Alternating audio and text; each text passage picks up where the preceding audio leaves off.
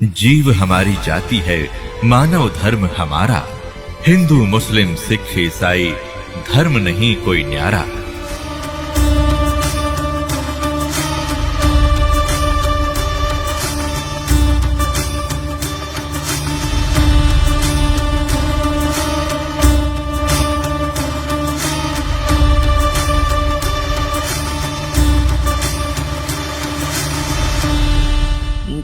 तो करो तो बावड़ू,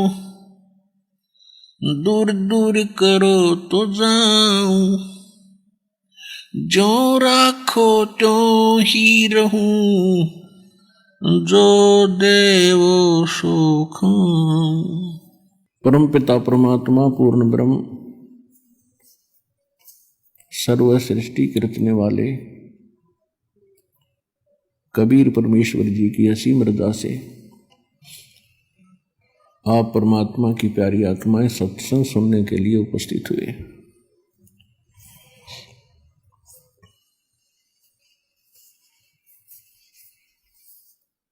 आज का जो सत्संग समागम है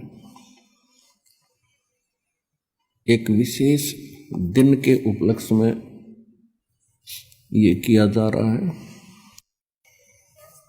ये फाल्गुन मास की द्वादशी वो शुभ दिन है। इस दिन परमात्मा सतलोक से चलकर आए थे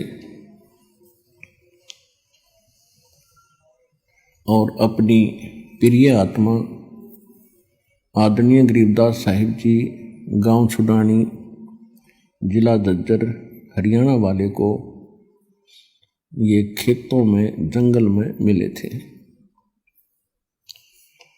एक जिंदा महात्मा का रूप परमेश्वर बनाए हुए थे।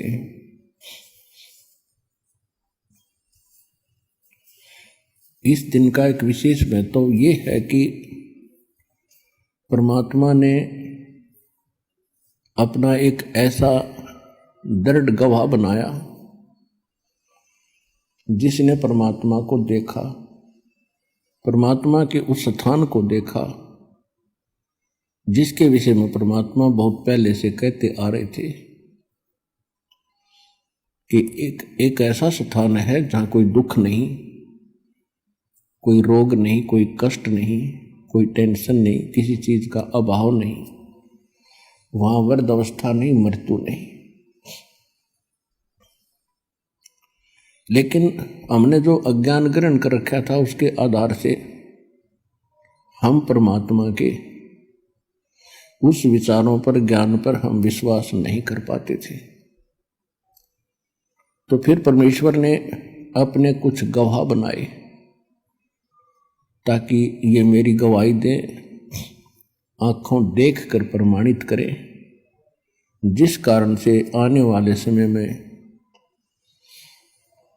मेरे बच्चे मुझे पहचान लें और इनका युगों का कष्ट मिट जाए। असंख्य जन्म हो गए हमको इस काल के जाल में, जन्म और मृत्यु में। जब हम अन्य प्राणियों के शरीरों में होते हैं, पशु पक्षी जलचर, तो उस समय तो महाकष्ट होता ही होता है और कभी भूल भटक कर हमें मनुष्य जीवन प्राप्त हो जाता है। तो इस मनुष्य जीवन में भी हम महादुखी होते हैं क्योंकि हम शुभ कर्म नहीं कर पाते जो शास्त्र अनुकूल साधना के होते हैं। क्योंकि हमें जो ज्ञान दिया जाता है वो शास्त्र विधि त्याग कर मनमाना आचरण बताया जाता है, जो सभी सदग्रंथों के विपरीत होता है। और फिर लंबे समय तक उसी प्रक्रिया में हम रहने के कारण उसको फाइनल मान लेते हैं, क्योंकि अपने समुदाय के लोग सभी वही कर रहे होते हैं, जिस कारण से किसी को कोई ऑब्जेक्शन नहीं होता और ना ये शंका होती कि हम गलत कर रहे हैं।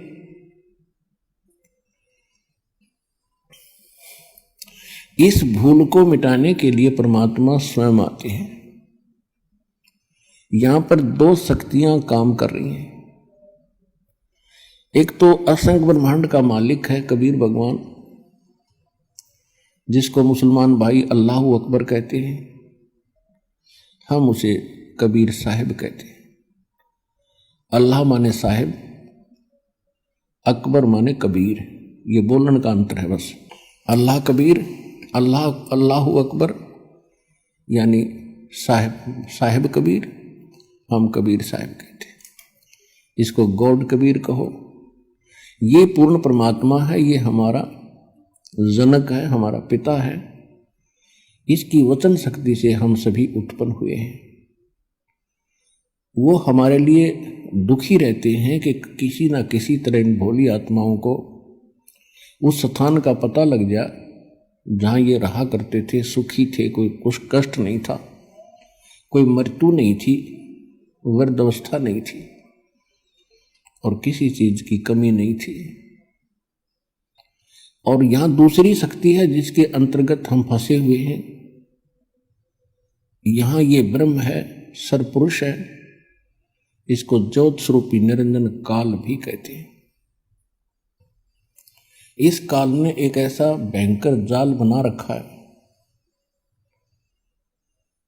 कि जीव को परमात्मा की जानकारी ना हो और जितने कर्म ये करे वो कर्म बिगाड़न के करे, शुभ ना कर सके। और दूसरी, इसने अज्ञान फैला दिया, ये नकली पंथ संत बनवा के, और इन जीवों को ऐसा दृढ़ कर दिया उस अज्ञान के अंदर।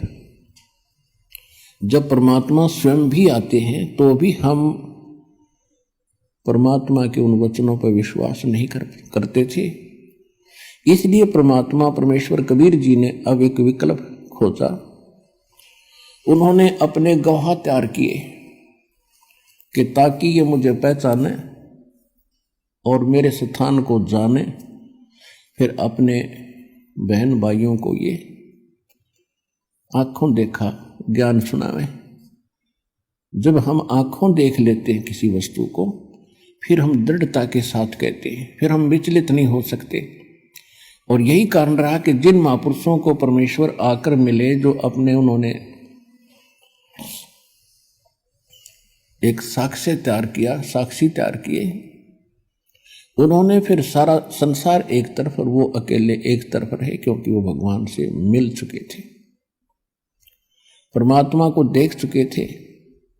गीता अध्याय नंबर 18 के श्लोक नंबर 62 और गीता अध्याय नंबर 15 के श्लोक नंबर 4 में गीता ज्ञानदाता स्वयं कहता है कि अर्जुन, तू सर्वभाव से उस परमेश्वर की शरण में जा, उसकी कृपा से तू परम शांति को और शाश्वतम स्थानम, उस सनातन परम धाम को प्राप्त होगा। सनातन माने सदा रहने वाला, जिसका कभी अंत नहीं होता। और 15वें अध्याय के 4थे श्लोक में कहा है कि तत्वदर्शी संत और तत्व ज्ञान प्राप्ति के उपरांत परमेश्वर के उस परम पद की खोज करनी चाहिए, जहां जाने के बाद साधक फिर लौटकर संसार में कभी नहीं आते। और गीता ज्ञानदाता कहता है कि मेरी भी साधना त्याग कर केवल एक उसी की भक्ति करो। अब इसने परमात्मा के डर से ज्ञान कुछ सदग्रंथों में तो सही दे दिया, लेकिन अपनी प्रेरणा से ये संत भेज गए,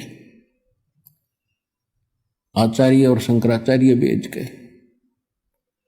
इसने अपने सदग्रंथों के यानी सिलेबस के विपरीत पढ़ाई पढ़ा दी और वो फिर एक लोक वेद बन गया। हजारों वर्षों से हम उसी को सुनते और सुनाते आए। उस अज्ञान को हटाने के लिए परमेश्वर को स्वयं आना पड़ता है।